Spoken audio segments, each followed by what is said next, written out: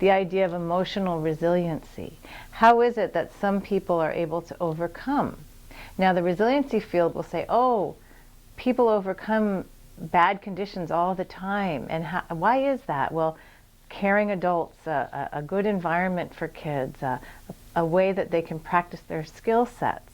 When they're given those environments, when kids are given those environments, the reason that they make use of those environments, or the reason that someone's love activates something inside of me, is because of something that's already there.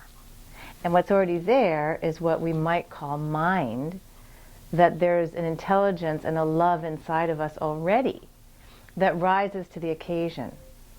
And what's nice about that in terms of resiliency is that you may have a caring adult in your world. You may have a neighborhood that comes together to support you. You may be connected to good role models.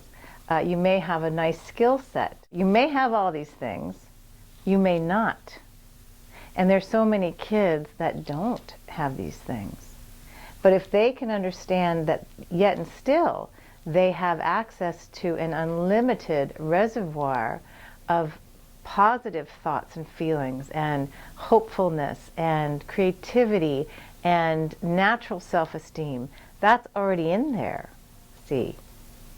Then all of a sudden, when you have the logic, you see the technology behind why resiliency is, then all of a sudden it's like you can generalize out to a whole population without necessarily having to change all the grown-ups or all these grown-ups in a kid's world. Now I say that understanding that our work at the center is we help to change the grown-ups in a kid's world so that they are able to be more compassionate and more loving and to not be so judgmental about kids, and so that they can live healthier, more enjoyable lives themselves and be good role models. That's one of our missions.